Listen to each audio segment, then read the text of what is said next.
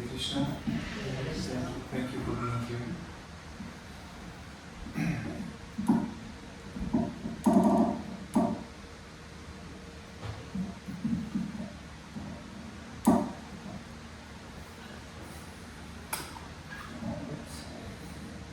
This microphone is...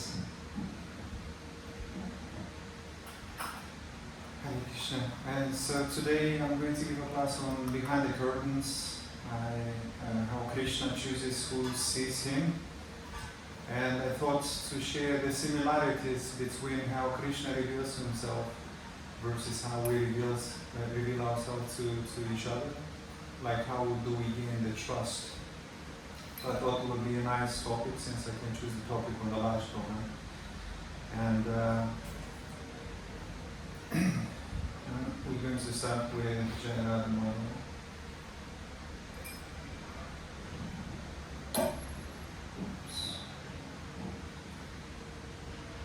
Jaya Radha Madhava Kunja Bihari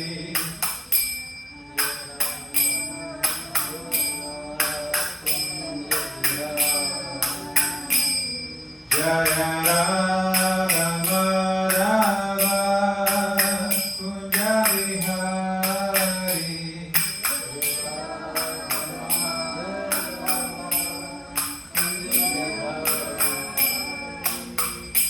Gopi Jana Vallabha Giridhari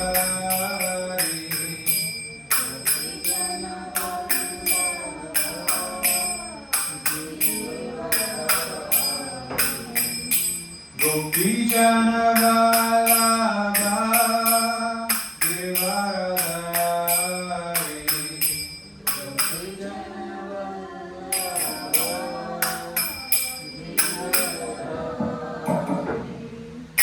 Yashoda Nandana Braja Janaranjana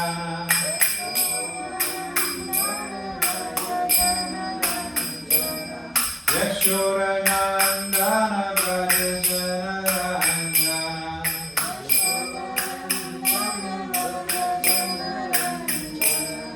Yamuna Tira Vanachari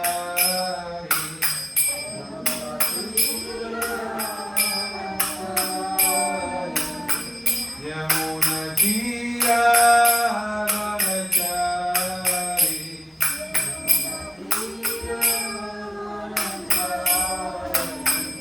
Jaya Radha Madhava Kunja Bihari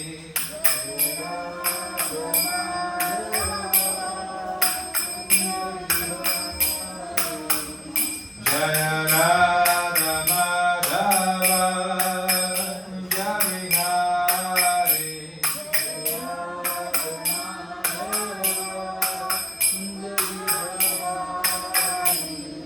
Gopi Jana Vallabha Giridhari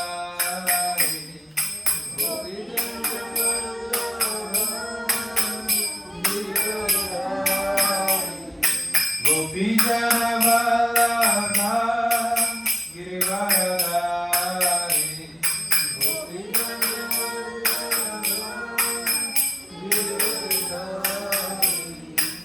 Yashoda Nandana Braja Janaranjana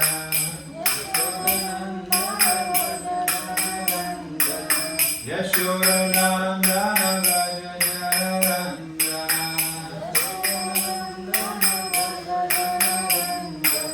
Yamuna Tira Vanachari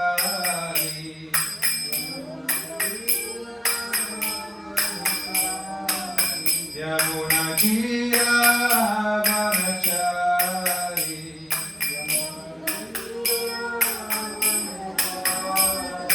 Hare Krishna Krishna Krishna Hare Hare Hare Rama Rama Rama Hare Hare Hare Krishna Krishna Krishna Hare Hare Hare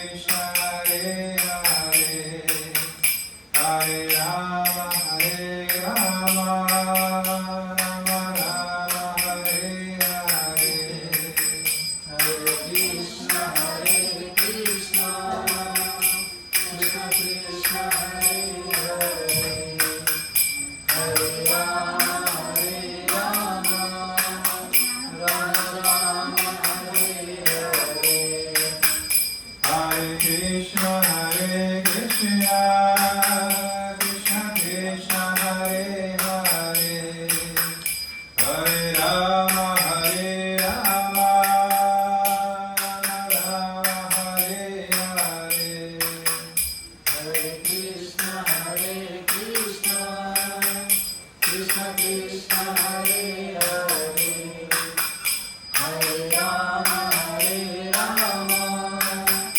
Rama Rama, Hare Hare, Hare Krishna, Hare Krishna, Krishna Krishna, Hare Hare, Hare Rama, Hare Rama, Rama Rama, Hare Hare, Hare Krishna, Hare Krishna, Krishna Krishna, Hare Hare, Hare Rama, Hare Rama, Rama Rama, Hare Rama.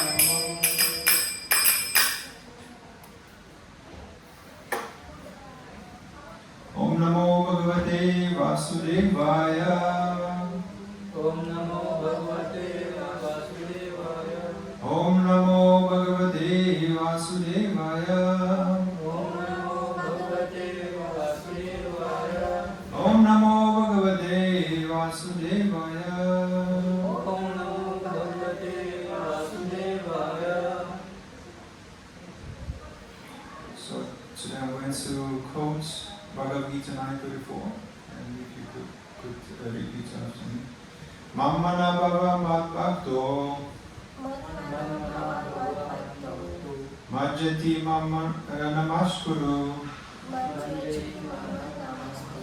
mamirvashyasi yuktvaivam atmanam matparayana. Anyone would like to recite? So we can repeat after me. The verse? No? You can recite? Anyone can recite? Okay, that's fine. And so the translation: engage your mind always in thinking of me, become a devotee, offer obeisances to me and worship me. Being completely absorbed in me, surely you will come to me. I thought just to share the text, the translation by itself without the purpose, because I have much to cover.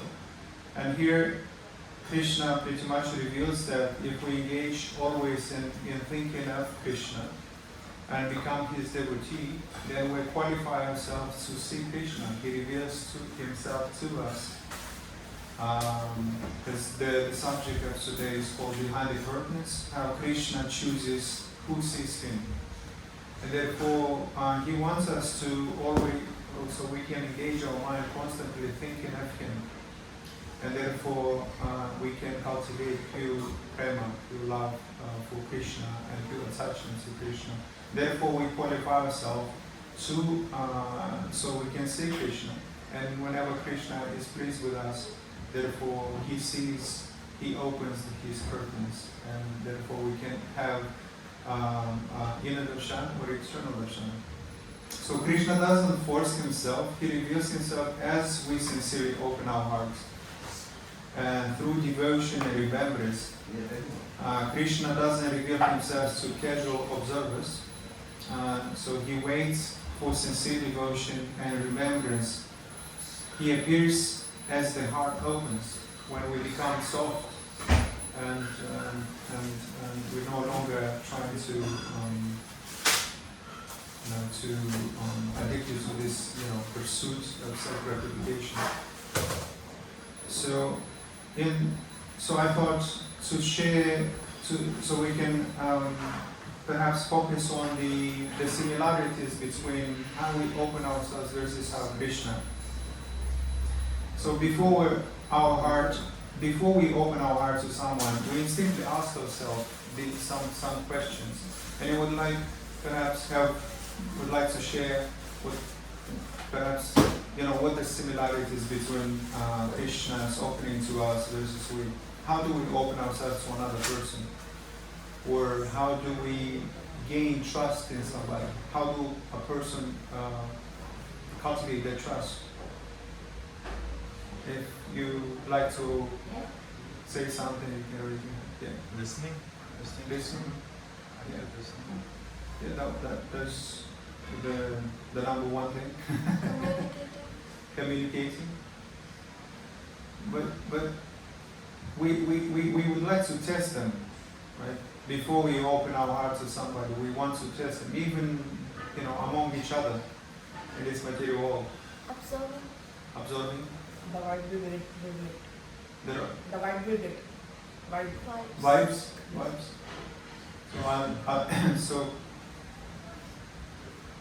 So we may ask, do they genuinely care about us, right? Or do they want something from me? Or they actually spend time with me because of me? They want me, or they want what I have, or what I can do for them. So we actually test them, right? And or will they mock, misuse, or betray what I reveal to them? When we reveal ourselves, the softest part of ourselves, the deepest feelings with one another. We usually test the person before we open ourselves. We don't just willingly reveal our deepest feelings about our attachments, about our issues, right? About our insecurities. And so we want to know that they don't have a secret agenda, right? Otherwise, we don't feel comfortable opening ourselves. So are they really, really interested in me, or just what I can offer? So we watch the character, we observe their character. Are they envious or joyful around me? Or are they happy when I'm happy? Or so are they quick to speak, or are willing to listen with patience? And so if they consistently prove to be sincere, well-wishing, and not judgmental, we begin to let them in, right? And so revealing the heart is it's very sacred act, and we don't just give access very cheaply to anybody. So in this sense, we can consider Krishna, and since Krishna is a person, he's not just some kind of idea, but he is actually a person, so he has the same needs. So he is the most confidential personality, the reservoir of all sweetness, beauty, and truth. But he too observes before he reveals, just like we do. So it's, but sometimes we don't, if we think Krishna is impersonal, then we don't think of these things, that he actually has the same needs. He tests us just like we test we test another before we open ourselves. So Krishna also, he watches how we behave, not just in public, but in private. So not when we are praised, but when we are corrected, especially that.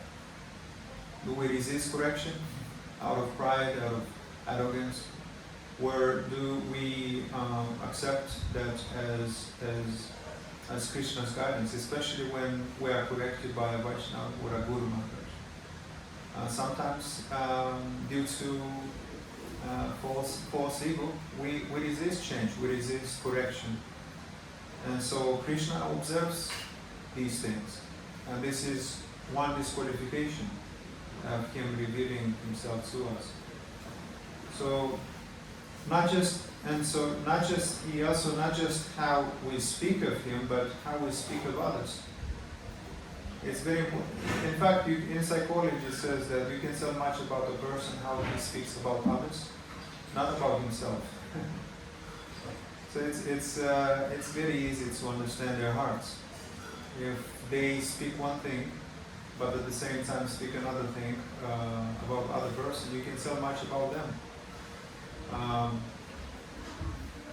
Because we can recognize the things in others what exist already in us, and it bothers only those things that, for example, if something about you bothers me, that means it exists in me. But if it doesn't exist in me, it doesn't bother me at all. And so Krishna tests the heart. And so is this person as of me or my devotees? And Krishna is not happy when we envy his devotees. He actually withdraws from the proudful, envious heart. And therefore, this is another disqualification of Krishna revealing his curtain and get in touch with us. Or do they want to know me or just to use me? Sometimes we come as beggars in the temple. We treat like Krishna as machines, like a slot machine. Are they approaching me with love or with agenda? There's every different persons have different motives why they approach the Lord. Some have mixed devotion, some have pure devotion, some comes for they want to acquire wealth, others want to acquire some mystic abilities, or beautiful wife, or to attain high status. And so therefore this is approaching Krishna for something like beggar. Not come to Krishna to offer ourselves, but to get something. So that's why this question is significant. Do they want to know me or just to use me? Or are they approaching me with love or with agenda? Imagine a child goes to his parents only when they need something, money, security, something, versus a child who goes to their parents to offer themselves with love and devotion. What parent will feel loved?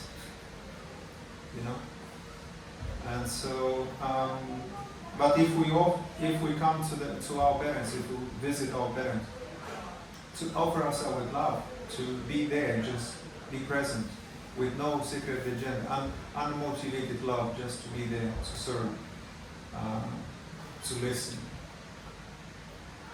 And then our parents will be happy. So Krishna is the same way. He wants to know the motives behind our why we come to him, why he should just show up. So that's very interesting. So first he gives us the taste when we come to the Lord with better intentions, with purified intention. First he gives us a taste of his name, and then therefore we engage in Sankirtan, and we chant the holy name. Then he gives us the faith in his service. But faith is actually can be cultivated in the association of pure devotees.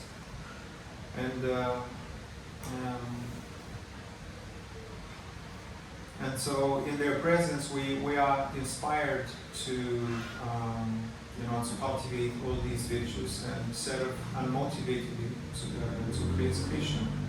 Then he sends us to his devotee who lights up the path as a result of this devotion association. Because wisdom, there is a saying that wisdom cannot be taught, but it can be caught. It can be awakened, in other words. And it only can be awakened in the presence of a pure devotee who is the distributor of mercy. But if you ask ChatGPT, to understand the Lord, he cannot give us the mercy. The ChatGPT is just, it's intelligence. And even though we can intellectually be satisfied with the answers, we can't get the potency, we can't get the bhakti, the attraction. And so ChatGPT cannot do that. But we can use as a tool, but sometimes the tool can use us. We can become addicted to this intellectual pursuits. And then eventually, when he sees our love is pure, he gives us his heart. So just as we guard our own inner world and wait to be sure someone truly loves us before we open up Krishna, being the Supreme Person does the same. Isn't that interesting? That we have very similar needs, and so therefore he tests us. He's not conquered by intellect or effort, but by a genuine affection, surrender, and a heart that says, I don't want anything but you. But if we have secret agenda, just like in any relationship, the relationship is very slow. If we don't trust somebody, and therefore it takes too long, especially in business.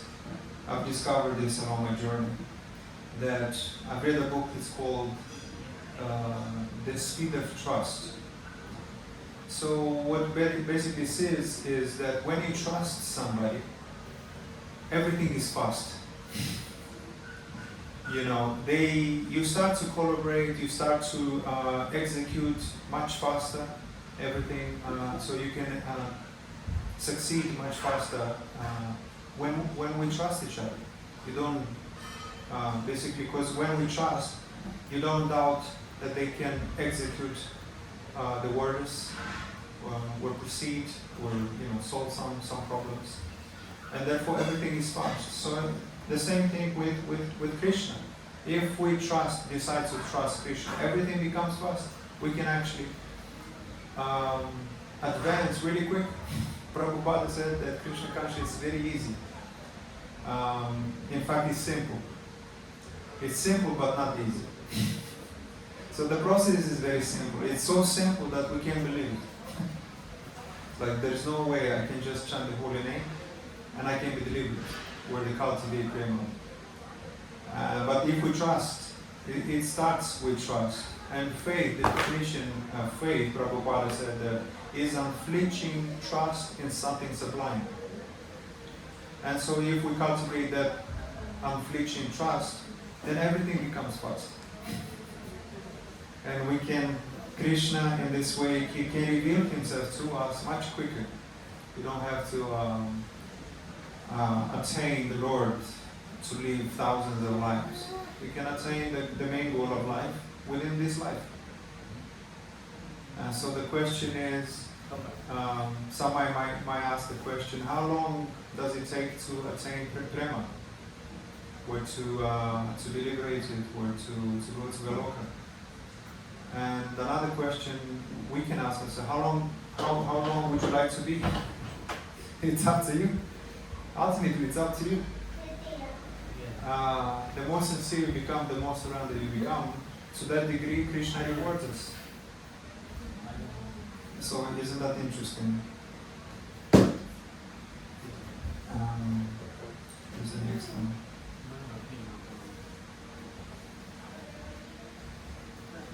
So in Bhagavad Gita 1866, Krishna says, abandon all varieties of religion and just surrender unto me. I shall deliver you from all sinful reaction. Do not fear. And so the question is, why Krishna doesn't reveal himself easily? Because we're not ready to surrender. But if we give up everything and surrender unto him, then he can deliver us from these sinful reactions. This is his promise. And every human being carries a world within a sacred, vulnerable space of fears, hopes, wounds, and love. But the inner chamber is locked, and we don't hang out the key to just anyone. And sometimes not even, in this case, not even to Krishna. We wait, we study people carefully. And just like us, Krishna also observe. There is one beautiful analogy that actually an example that, for example, if somebody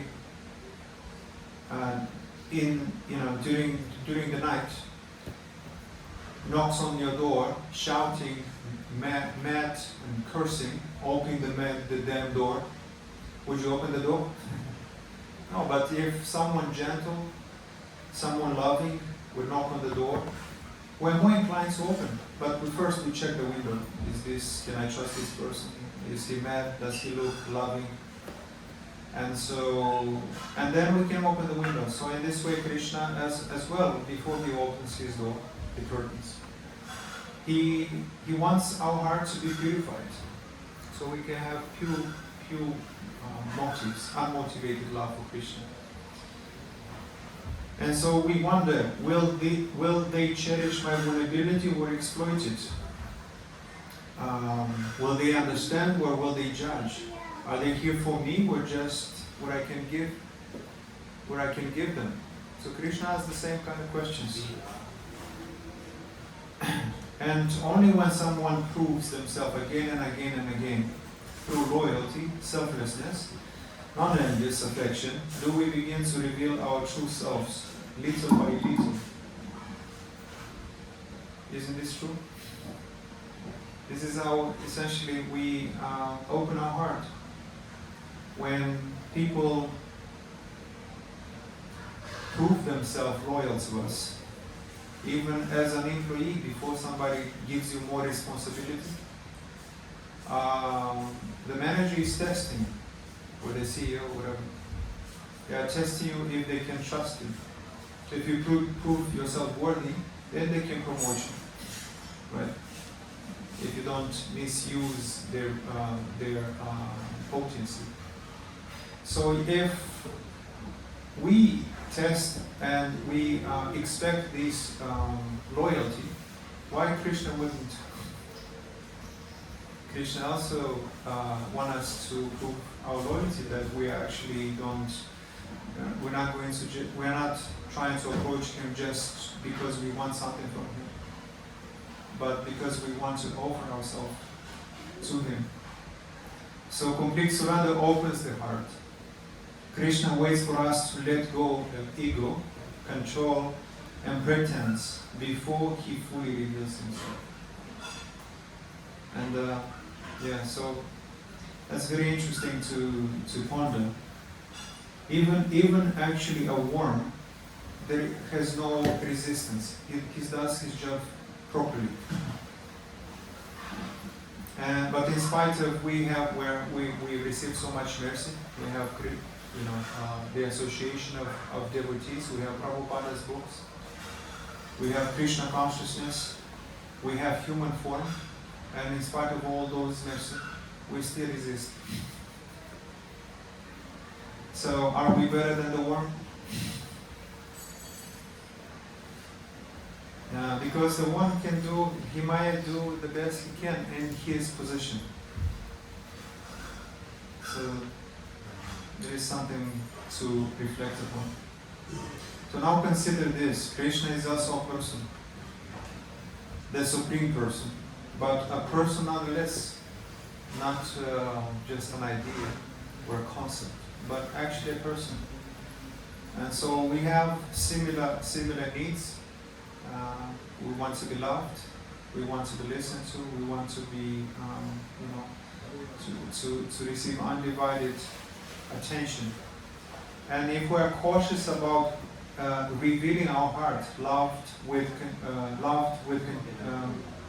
conditions and approach for favors rather than friendship, how much more cautious is Krishna, who is just rejected by the world, but often worshipped for the wrong reasons. Sometimes you actually can witness this whenever, especially if you ask, why do you chant? Why do you chant? Why do you come to the festival? People will tell you, they will reveal their heart. Well, because it feels amazing, or feel connected, I feel peace. I feel some kind of it becomes more performative, or even kirtan can become a song. We start to enjoy so much kirtan, then it becomes more like a song, not a prayer. So the key word is prayer. When we chant as a prayer, not as a song, because it's very easy to become addicted to emotional highs, and so we're waiting to feel some kind of ecstatic feelings in the mind, instead of singing with the motive of longing, to long for Krishna, sing to long, or offer ourselves in kirtan. So that's a huge difference. So people have different motives, and when we become of this, then we can protect ourselves and offer ourselves purely, unmotivated. So Krishna asked, do you love me or only my power? Will you still seek me if I give you nothing? Just sometimes parents, they can give you nothing. Sometimes we are born, some souls are born in, let's say, poverty, but their parents love their kids unconditionally, yet they cannot offer them anything aside from love. I mean, material things. So, will you still be with them if they cannot offer you nothing? Or you're just going, So, that's a good question. Are you my friend or only my beggar? I actually wonder, this question touched me really deeply, really deeply.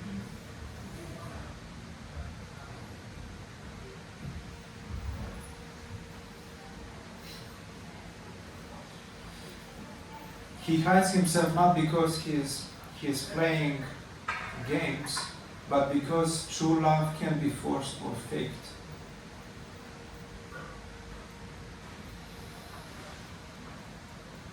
It must grow freely, choose humbly, and serve selflessly. So he watches, and I'm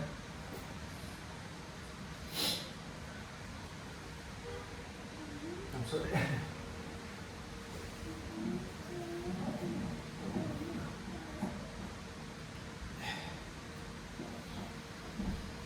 In the quiet of our thoughts, he listens. When no one is watching, he observes. When we're hurt, how do we react? Do we become like lions? Why me? Why me? Why it's happening to me? I lost this person, I lost my job, I lost somebody died. And so we ask sometimes, why me? But Krishna pretty much says, because I want you to stop depending on these things so you can depend fully on me. So when others are praised, do we celebrate or burn? And this kind of reveals our heart.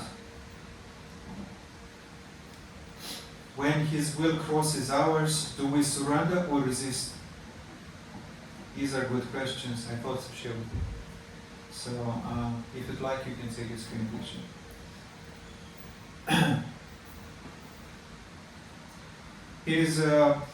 Are you familiar with the book Perfect Question, Perfect Answer? It's a very small book by Prabhupada. It's a dialogue between Prabhupada and his disciples. It's actually the first book that I read about Prabhupada. It was in 2015. So here is the Shama Sundara asked the question, how do we know when we are pleasing God? Srila Prabhupada, when we see Him, then you will understand. Just as when you eat, do not require to ask anyone whether you are feeling strength.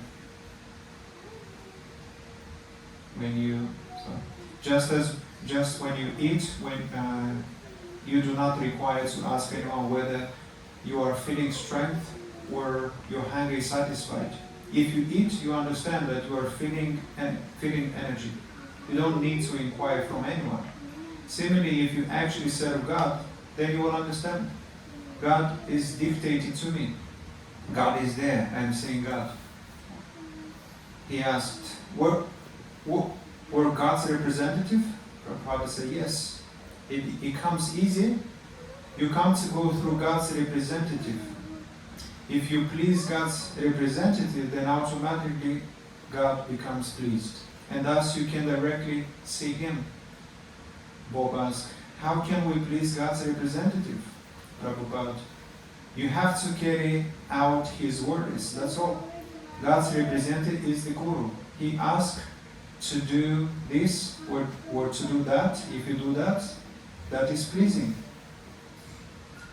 If you displease the spiritual master, then you are nowhere. Therefore, we worship the Guru. So the Guru should be accepted as God. This is the injunction of all the Shastras. Bob is asking, the Guru should be accepted as the representative of God? And Prabhupada said, yes, the Guru is God representative. The Guru is external manifestation of Krishna. So this is how Krishna reveals Himself to us. If we follow the instructions of the Guru, if we satisfy the Guru, we satisfy Krishna. And Krishna gave actually the definition right at the end of what Guru is.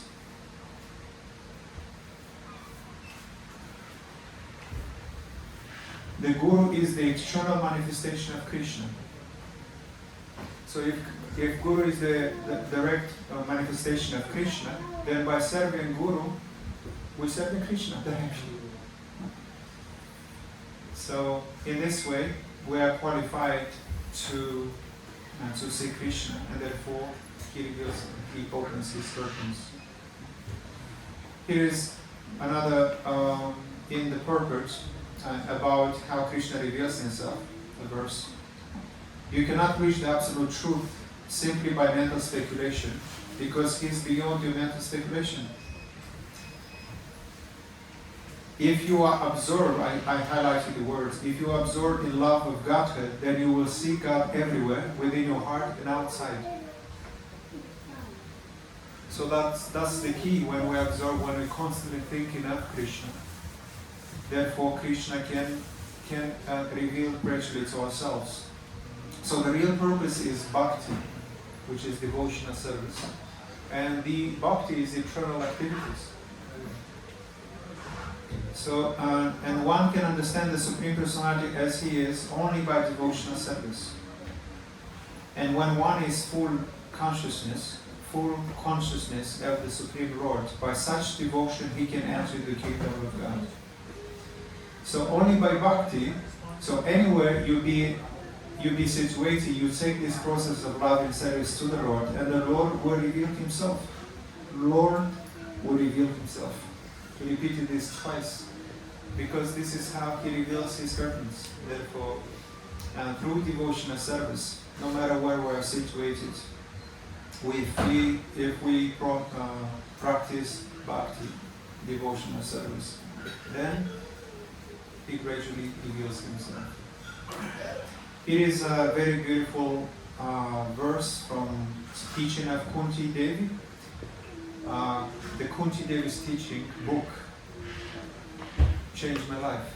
I would definitely inspire everyone to read, especially the chapter 8, where Kunti Devi is praying for calamities.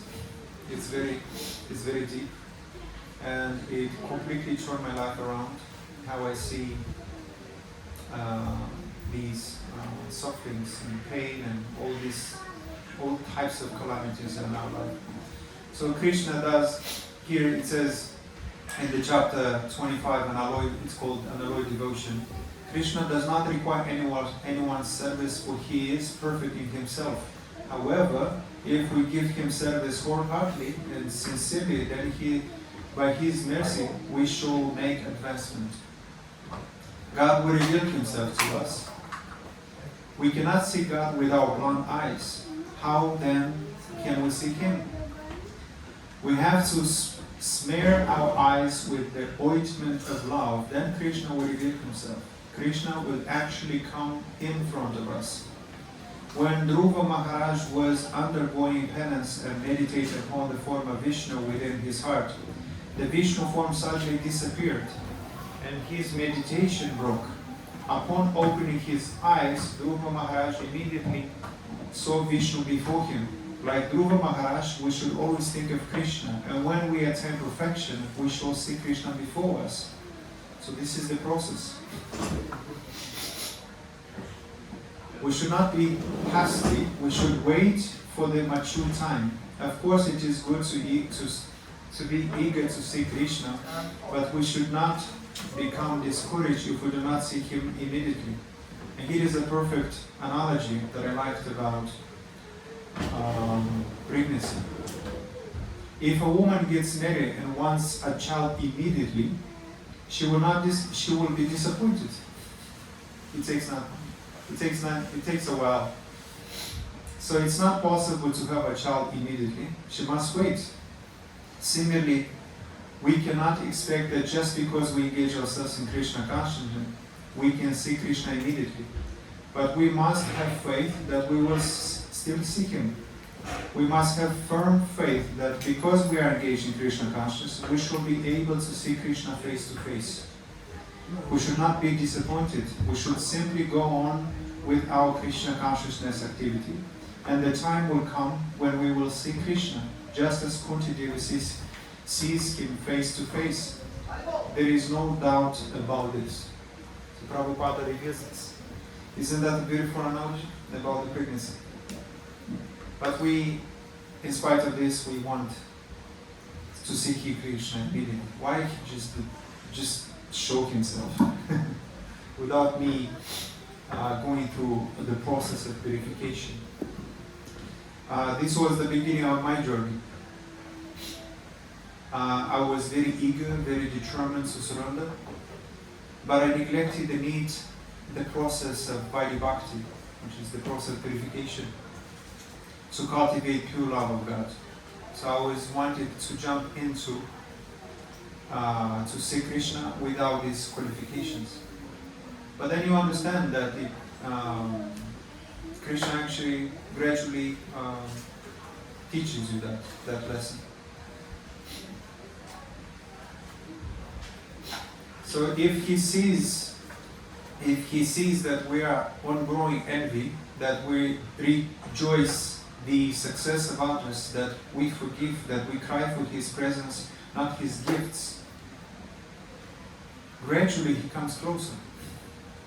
If we approach Krishna not just like as beggars, so that we cry for His presence, not for gifts, not just for His gifts, just like we approach as beggars, but as someone who offers ourselves. Then association with His sincere servants comes.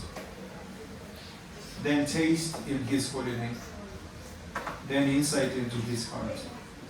So this is why Krishna remains hidden from the proud, especially envious, but opens Himself wide to the simple, sincere, and surrendered. Isn't that interesting? So Krishna is not a machine. I've spoken earlier that He's not like just some kind of slot machine. You put a coin and you get these things. We often treat Krishna like a vending machine. Insert chanting, press some prayers, and expect results. But Krishna is not a machine. He is a person, sensitive, loving, intelligent, and profoundly attentive to the mood of the heart. He is more interested not just in our activities, but in the reflective heart. And so, a beautiful analogy is the flower and the sun. The flower doesn't open to just any weather. It waits for the right sunlight, gentle, warm, and consistent.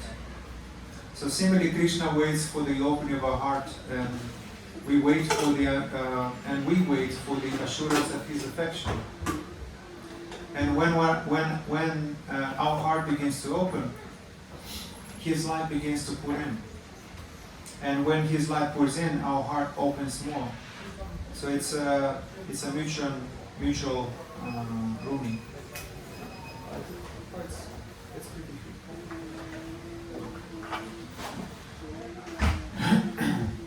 good. So we want Krishna to reveal Himself, but we forget the revelation is not a reward, it's a response. And it's a response due to our devotion. If we actually take the time to not jump into pure prema unqualified or trying to imitate those ecstatic feelings. Otherwise we can commit an offense. So if we're prematurely trying to get there, that's why actually certain topics in Krishna consciousness, we need permission to read those specific books, because if we prematurely jump into those books, we can commit offenses. Which means that if we're still having these anarthas, we're addicted to sinful activities, and we jump with that mentality, with that heart, into pure bhakti, we commit offenses. So we need the permission of a guru to first purify ourselves and therefore qualify ourselves to read those pastimes. So he doesn't shout to get attention. He gently invites and waits. And when we come before Krishna with a mask, pretending to be perfect, proud, or composed, he sees the mask and he waits. And so we might think that we're claiming that, oh, I'm not proudful. And that's already pride. Where I'm humble, that's another sign of lack of humility. So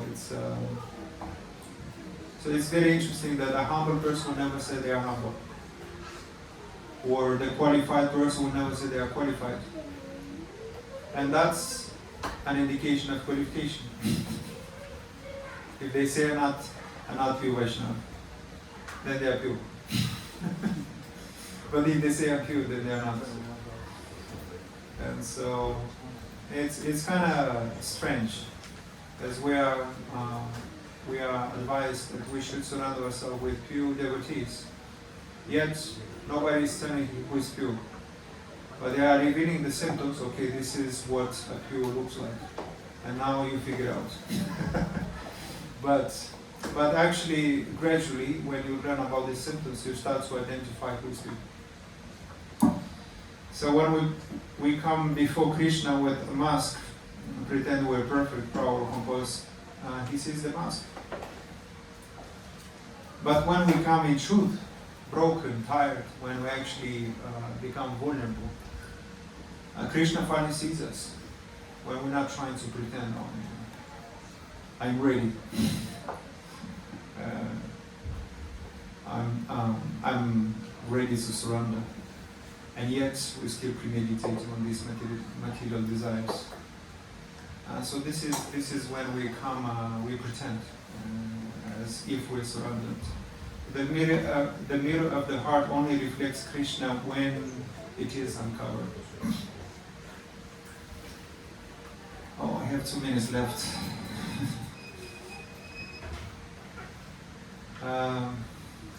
Let me just share two analogies so we can go to have a saddle. So this is also compare the two doors, our heart and Krishna's, and it looks like one is closed and one is opened. And so we say, why does Krishna show me his heart? But he gently replies, I'm waiting for you to open first. He's actually open. But his door is open when we open our heart. So he gently replies, I'm waiting for you to open your door first. If neither unlocks first, then the door stays closed forever. And but the moment one of ours, even just a little, he rushes to an old kiss. And one my last analogy, so I can conclude with this. This is also compared with the dam and the river. Imagine a river dammed by a wall. The water starts to build up behind the wall. And so Krishna's mercy is like flowing like that, just waiting for a small crack in the wall of our heart. And you don't have to break the wall all at once, just give him a crack by surrendering to him. And practice devotional service, and therefore he can get through this little crack. And so, yes, I'm going to conclude with this final message. So the ability to see Krishna is not a matter of intellectual capacity, caste, gender, or experiment. It is a matter of purified heart. Material knowledge may fill your head, but only bhakti cleans the heart. And that's where Krishna shows up. So there is one bhakti hack that we can use. Is start with the ears, which is Sravana, hearing, and the tongue, Kirtana, or Prasada, and eventually your eyes will see what the logic never could. So with this, I'm going to conclude, and we can have a little darshan. Shri Radha Ramashundara. And now the Lord is leading. No, where are you going? Please come back. Oh, I wanted to kind of, how do you call his name? Hare Krishna. Thank you, everyone.